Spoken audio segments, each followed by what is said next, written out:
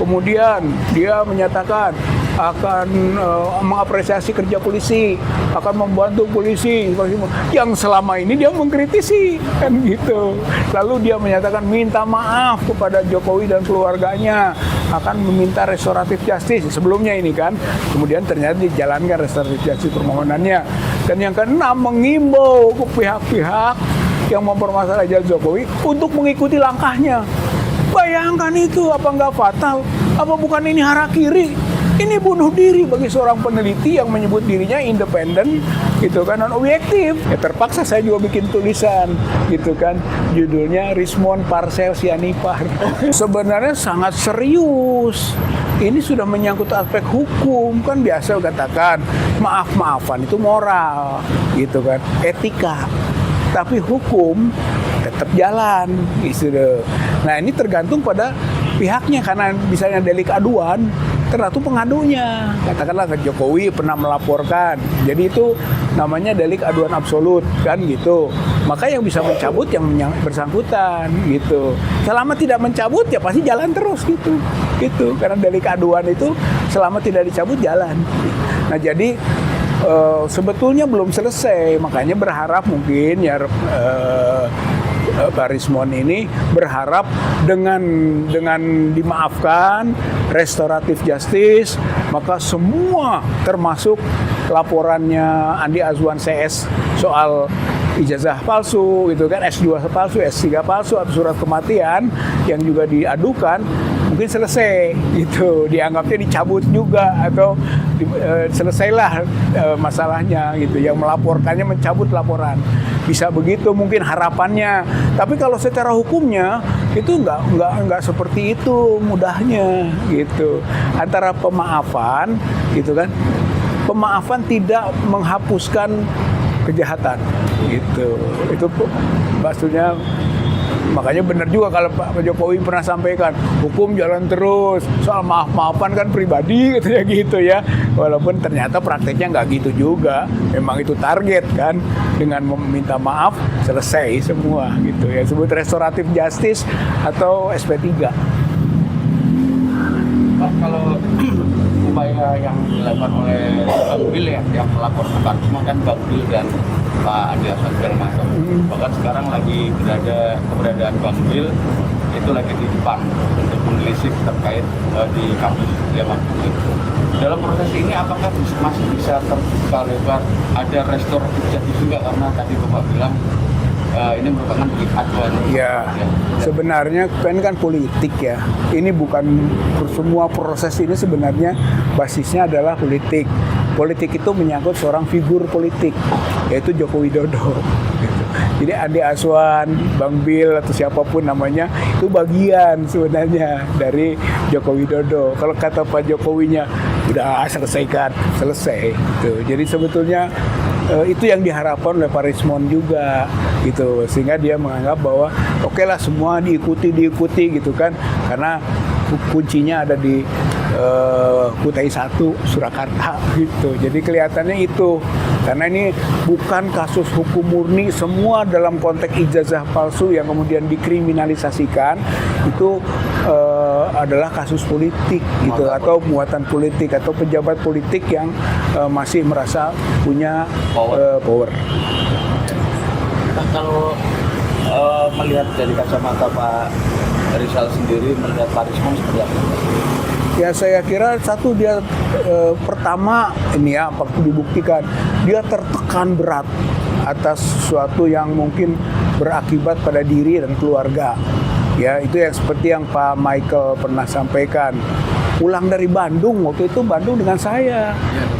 Waktu itu kan diskusi buku lah, diskusi buku. Saya bukunya Publik Yakin Ijazah Jokowi Palsu, kemudian Pak Rismond Endgame itu kan, Gibran Endgame. Pulang dari sana katanya kan tergambar kondisi diri yang tidak fit, artinya ketakutan yang luar biasa, takut ditangkap lah, takut ini dan sebagainya, kata Pak Michael nih. Berarti ada satu situasi yang menekan, gitu ya. Nah kemudian terjadilah seperti ini kan, gitu. Tapi kelihatannya kalau semakin kesini itu seharusnya situasi yang menekan itu tidak sefatal ini, gitu. Kalau sekarang sudah berbalik betul.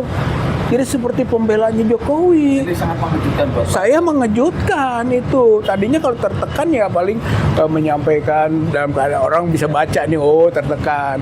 Tapi ini kok seperti yakin gitu. Bahkan dia ingin menjelaskan kepada Bang Roy itu kan bagaimana hasil analisisnya, kajian terbarunya, itu kan metode geometriknya gitu kan, soal translasi, soal rotasi, soal pencahayaan yang menyebabkan itu ijazahnya asli loh gitu. Wah, ini bahaya kalau menurut saya, sebab itu juga analisisnya tidak komplit. Dia tidak bisa membuktikan usia tinta. Walaupun dia menyebut soal lintasan sudah lama bisa hilang katanya kan, tapi usia tinta berapa lama itu gitu kan. Usia kertas belum. Dan pihak kepolisian sendiri belum mengumumkan soal hasil uji forensiknya di lab forensik, lab 4-nya belum diumumkan gitu, sehingga belum kelihatan variabelnya gitu kan untuk menentukan bahwa itu asli. Belum berani kok. Ini seorang peneliti menyatakan berani dengan variabel kalau menurut saya belum sempurna, belum komplit itu. Ditambah dengan melihat pada saat gelar perkara juga pernyataan Pak Dino. Iya, tapi gelar perkara itu kan cuma melihat begini. Dia tidak menguji analognya. Dia misalnya dibawa kemana, dia kaji betul. Itu nggak boleh dibawa, disentuh aja enggak. Gitu kan. Sebetulnya sama dengan saya. Sama dengan cuma melihat begitu. Gitu kan, dengan kecurigaan, dengan segala macam. Dan uniknya, waktu pertama melihat itu nggak ada pernyataan asli. Iya kan, masih tetap palsu. Gitu pada waktu itu. Tiba-tiba muncul setelah kasus ini dengan berbagai kondisi. Dengan berbalik arahnya Pak Rismon ini Pak, kan ini sudah menjadi katakanlah bagian dari menyerang juga ke teman-teman Pak Rizal, khususnya teman-teman yang lain. Tanggapannya seperti apa? Kalau saya yang sebelumnya menjadi kawan ya Pak ya? Ya kalau menurut saya nggak terpengaruh lah. Ya kalau dalam bahasa Arab itu ada wujuduhu ka'adamihi, ada dan tiadanya Rismon sama saja, gitu ya. Jadi nggak punya pengaruh yang signifikan. Dia ada, dia nggak ada, tetap kita berpegang pada hasil yang telah diproses sejak awal, gitu kan. Nah, seperti juga ya Pak Roy, Pak Rustam, atau Pak Bu Kurnia, itu ya saya kira tidak berubah sikapnya. Bahkan ada satu tambahan sekarang, kita masuk ke pabriknya, pasar pramuka. Apapun hasil penelitian, kalau pasar pramuka terbukti bahwa ada yang bikinnya, ambruk semua. Ya kan? Ambruk. Mau disebut asli gimana? Yang bikin palsunya ada. Itu kan masalah. Pak, kalau komitmen sendiri Pak, dari teman-teman Pak Rizal dan teman-teman yang lain, itu komitmennya seperti apa Pak? Ini kan tiga teman-teman sejawat Bapak ini kan pelajaran yang sangat berharga ya, dari Pak ES, terus dari Pak DHL, dan sekarang Pak Rismon. Ya saya kira justru semakin kuat gitu ya, kalau saya melihat. Nggak tahu juga ada 1-2 yang terpengaruh ya, saya belum tahu ini, tapi sekurang-kurangnya yang saya baca untuk Bu Kurnia, kemudian Pak Rustam, Pak Roy, ya kita berempat. Nggak tahu Dokter Tifa, saya nggak begitu paham tentang kondisinya ya sampai sekarang. Tapi sekurang-kurangnya yang selalu kita bersama-sama berempat ini, saya kira insya Allah masih kuat. Ya, saya berharap juga Dokter Tifa kuat gitu ya, jangan sampai terpengaruh oleh berbagai carrot and stick ya, ditakut-takuti atau diiming-imingi. Itu 2 hal itu yang selalu merusakkan, ditakut-takuti atau diiming-imingi. Pak Haji sendiri pernah ngalamin? Ya saya kira tidak ada yang serius lah gitu ya, alhamdulillah gitu kan. Walaupun ada juga tapi nggak kita anggap lah soal seperti itu. Teror psikologis ya ada gitu kan, tapi kita tidak menganggap serius hal seperti itu. Pak, kalau dilihat dari kacamata teman-teman advokat ya Pak, menurut Pak Rizal untuk melindungi klien itu seperti apa coba metode dari advokat sendiri? Apakah wajib bagaimana mengupayakan klien ini bisa lepas atau berada di jeratan hukum, atau upaya-upaya apa yang biasanya? Sebenarnya fungsi advokat itu bukan melepaskan dari jeratan hukum, yaitu advokat itu harus punya kode etik juga. Bukan yang salah dia harus cari pembenaran gitu, tapi justru hanya menempatkan secara proporsi. Jangan sampai hukum berlebihan dituntutkan kepada yang bersangkutan, ke kliennya. Tapi kalau kliennya salah, ya dia harus bisa secara objektif, oh iya klien saya salah. Tapi jangan sampai dia dianiaya, dizolimi oleh aturan-aturan yang nggak semestinya. Saya kira advokat itu bukan untuk all out berbohong gitu kan, kemudian habis-habisan melepaskan. Kalau orangnya benar-benar terjadi perbuatan pidana pada yang bersangkutan, ya dia harus mengakui iya, tapi bagaimana jangan sampai berlebihan aturan hukum. Jadi proporsi, itulah fungsi advokat sebenarnya. Ini jangan sampai salah. Advokat sama dengan pembela, membela mati-matian walaupun yang salah gitu kan. Tidak. Dia harus proporsional. Dia harus mengabdi pada hukum gitu, bukan kepentingan orang.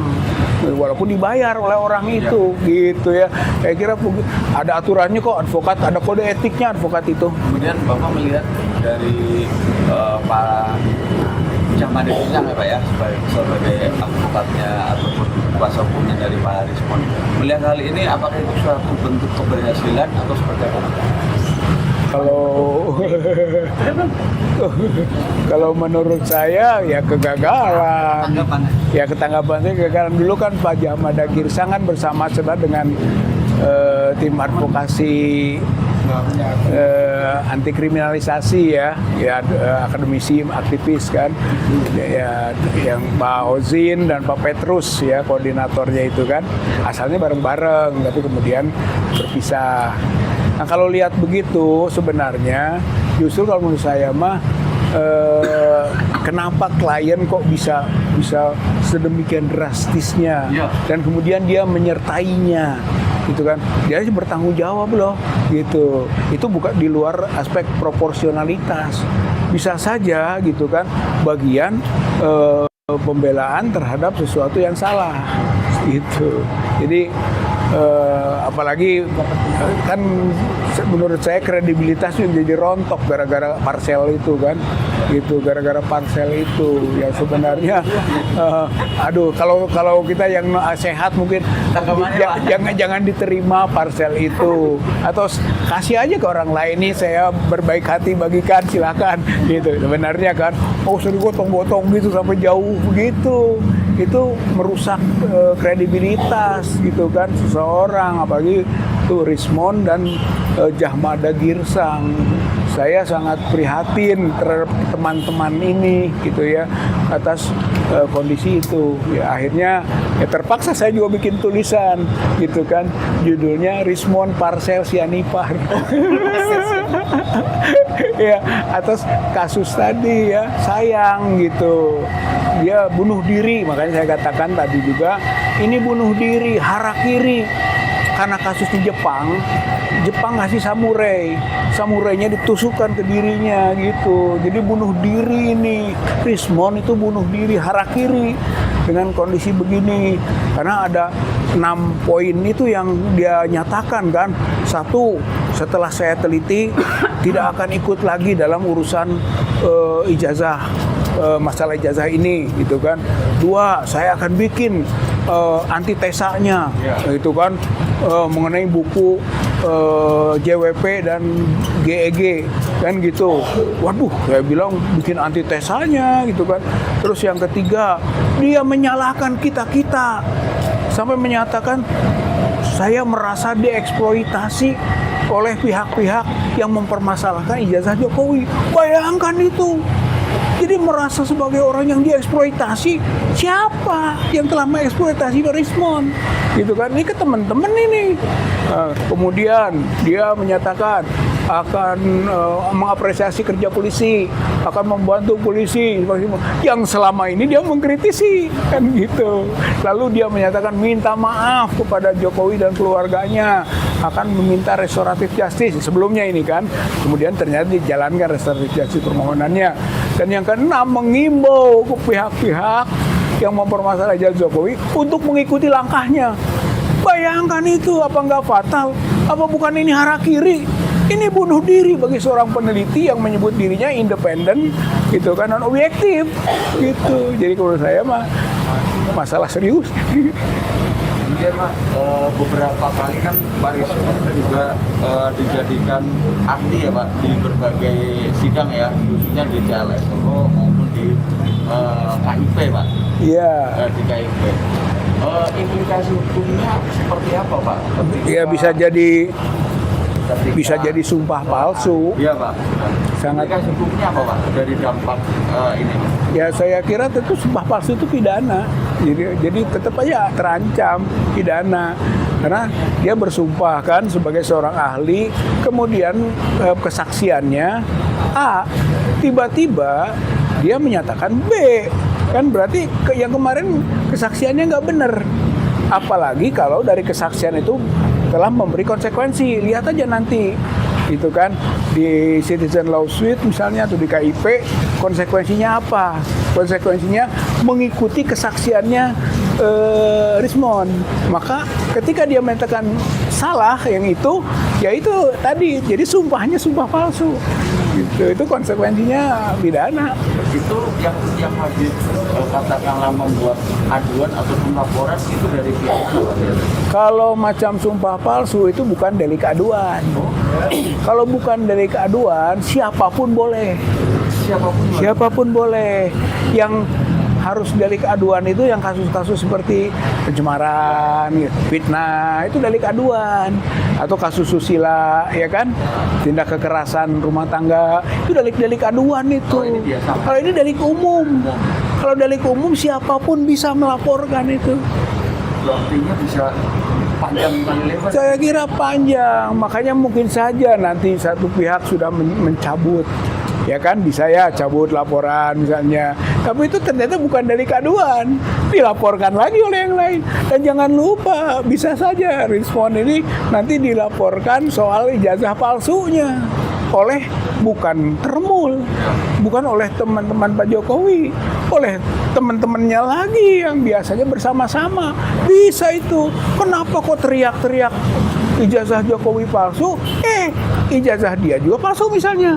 Kan mungkin ini jadi pelajaran buat publik. Teman-teman yang lain memberi pelajaran, bisa. Bang Rizal, biasanya banyak isu katanya Rismon ini terjebak dalam dilema. Bang Rizal setuju nggak? Karena sebelumnya Bang Rizal melihat nggak sih ada gerak-gerik yang lain gitu? Awalnya enggak ya. Awalnya enggak. Kalau saya melihat sejak awal itu kita melihat, dan kita juga nggak terlalu bodoh kok dengan hasil penelitian.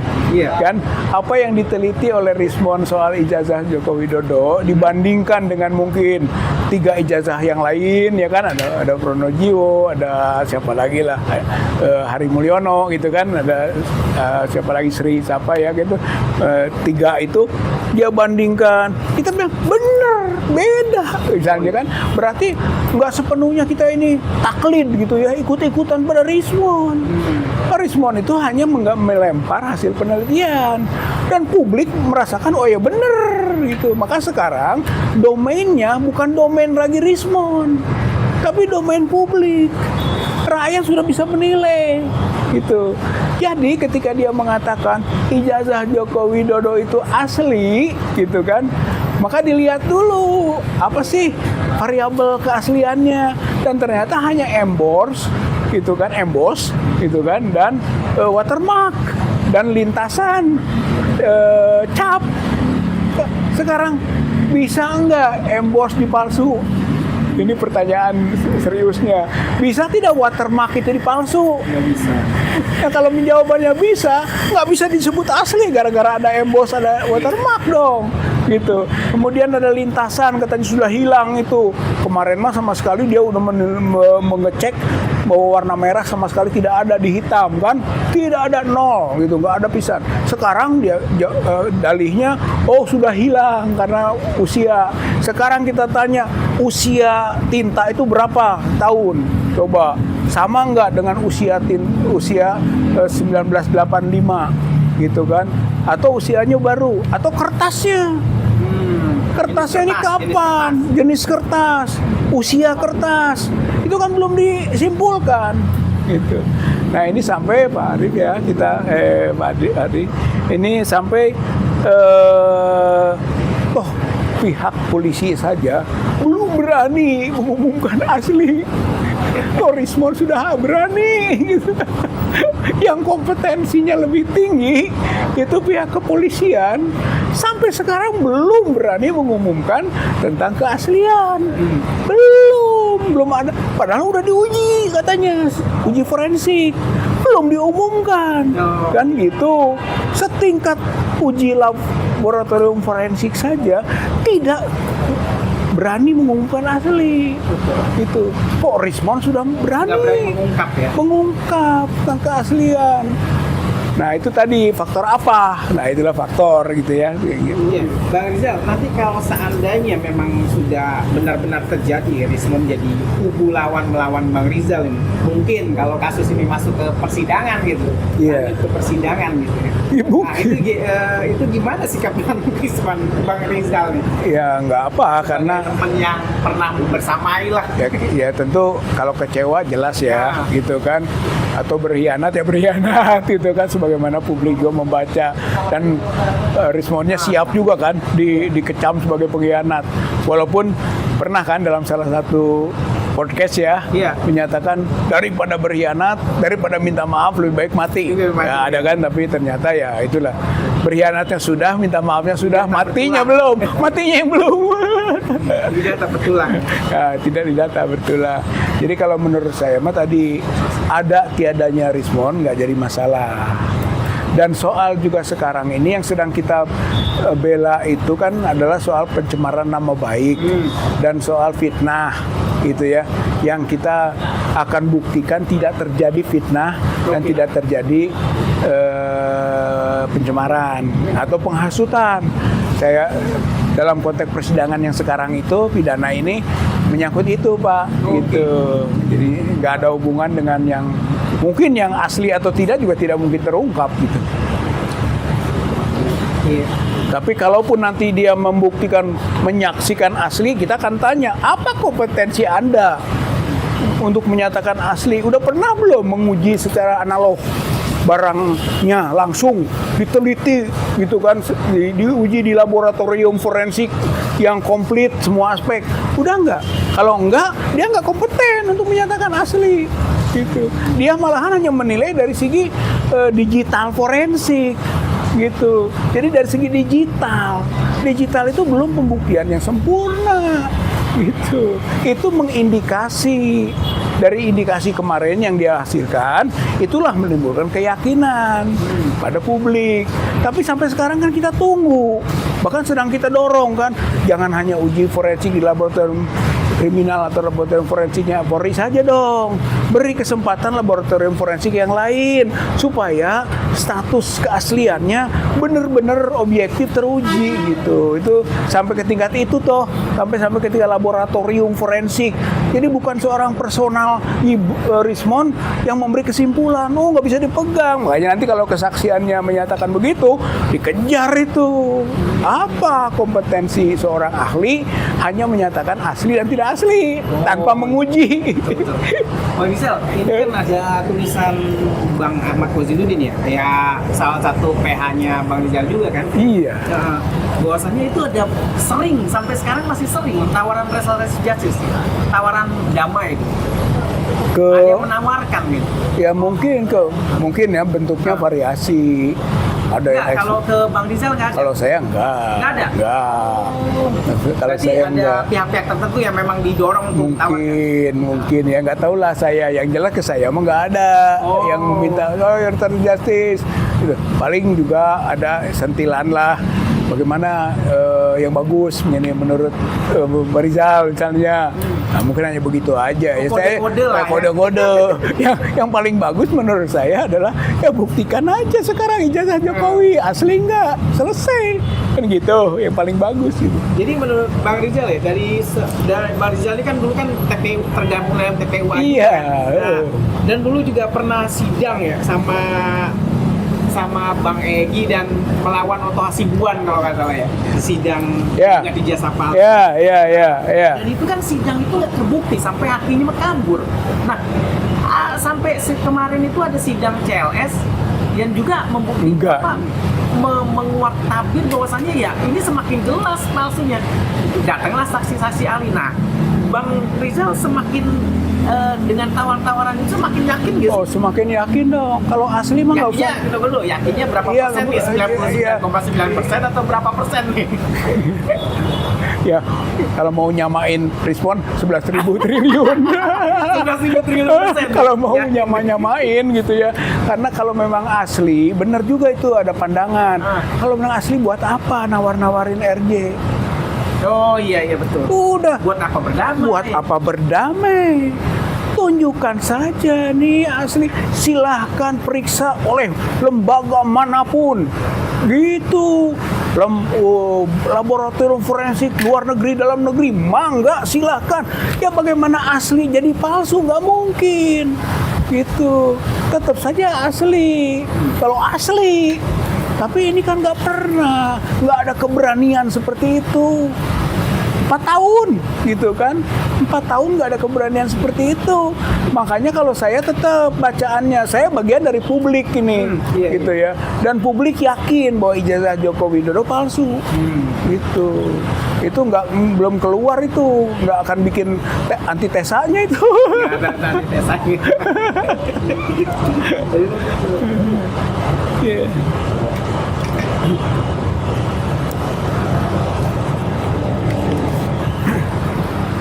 Itu Jadi respon. upaya selanjutnya seperti apa aja? Ini kan sudah merambah mau ke P21 ya, karena udah P19, kemarin P19 ini Itu yang kasusnya RRT ya, atau klaster 2. Klaster 2 sudah sampai ke situ, bolak-balik udah sampai situ ya. Lalu klaster yang satu belum. belum ada Belum. Jadi kalau sama ya tergantung penyidik lah gitu. Tapi kalau penyidiknya fair, penyidiknya jujur, menurut saya ini nggak ada bukti hukum kok gitu. Apalagi sampai pencemaran. Apa yang dicemarkan? Asli tidak asli aja belum, gitu kan? Bagaimana bisa ada pencemaran atau fitnah? Nggak mungkin. Lalu ketiga ini penghasutan. Kejadian apa rusuhnya? Konsekuensi dari penghasutan itu delik material itu harus ada dulu. Kalau misalnya kita bakar, lu menghasut? Oh belum menghasut itu. Menghasut secara hukum itu kalau orang melakukan pembakaran dari apa yang kita sampaikan itu, gitu. Ini mana kejadiannya? Nggak ada. Berarti kalau fair, jujur, nggak ada bukti. Baik itu namanya fitnah, pencemaran, atau juga penghasutan untuk klaster 1. Nah itu klaster 1. Klaster 2 ada poin pasal 3235 manipulasi elektronik kan itu. Ya itu juga dibantah kan oleh Pak Roy gitu kan, untuk tertiba. Nggak ada manipulasi elektronik misalnya, ya buktikanlah gitu. Jadi kesimpulannya sebenarnya kasus pencemaran, fitnah, manipulasi elektronik gitu kan berhubungan dengan Pak Jokowi itu adalah kasus politik, bukan kasus hukum murni. Kalau kasus murni hukum sudah selesai nih, dalam pengertian tidak terbukti. Tapi karena ini kasus politik ya terus dicari gitu ya. Kasusnya Gus Nur, peristiwa Gus Nur dan peristiwa Bambang Tri, bagaimana secara politik kekuasaan otoritas yang dimiliki bisa menghukum orang yang sebenarnya mencari kebenaran gitu, dan sampai waktunya tidak terbukti dan tidak ada dokumen aslinya Jokowi itu nggak keluar di peristiwa Gus Nur dan Bambang Tri, dihukum juga. Itulah menandakan kriminalisasi atau peristiwa politik menggunakan hukum, memperalat hukum. Ini sebenarnya menginjak-injak negara hukum ini, gitu. Jadi saya kira serius sekali. Makanya semua pengambil kebijakan politik gitu kan, baik itu eksekutif maupun legislatif, itu harusnya care gitu terhadap ini. Ini Indonesia ini bahaya. Kita negara hukum tapi menjadi negara kekuasaan. Kekuasaannya adalah mantan pemegang kekuasaan yang masih berkuasa. Gitu. Jadi serius menurut saya. Kalau dari Pak Haji sendiri, ada terbesit nggak Pak Haji untuk melakukan upaya itu? Ada terbesit nggak?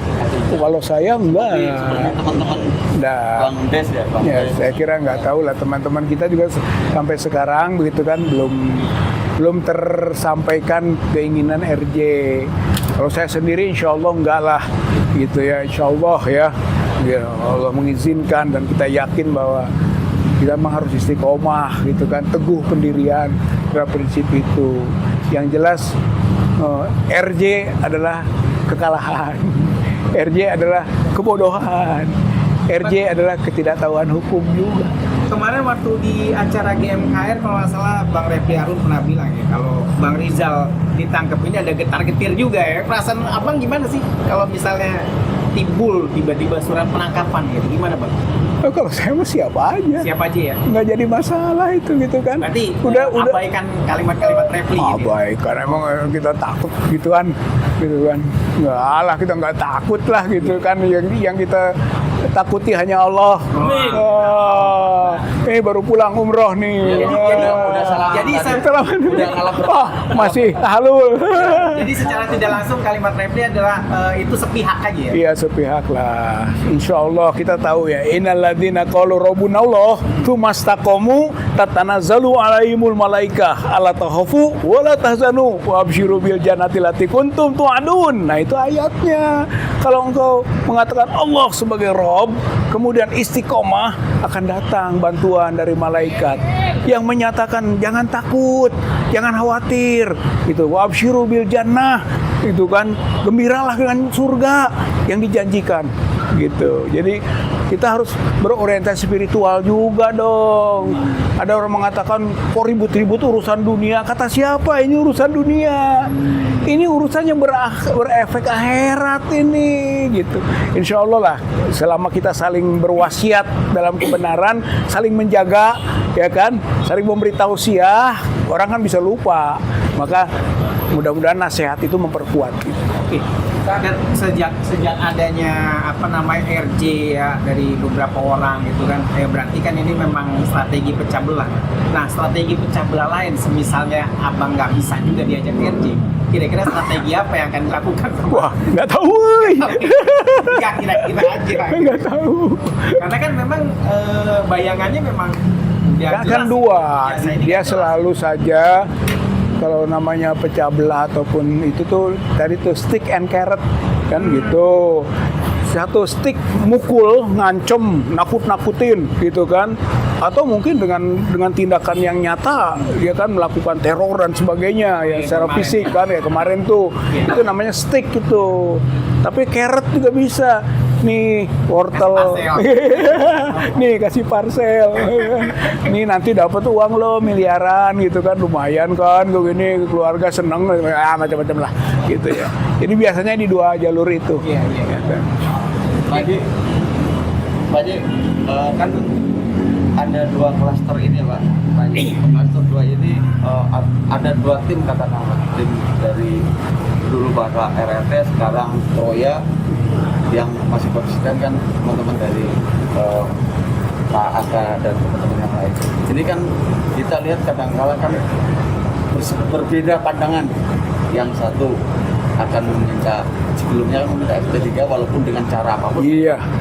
Dan teman-teman dari Pak Aka dan Petrus itu tetap konsisten untuk tidak melakukan SP3 apapun caranya. Pandangannya seperti apa Pak Haji? Ya, saya kira kalau dari sisi tadi advokat dan tim kuasa hukum, dia harus berorientasi pada kliennya.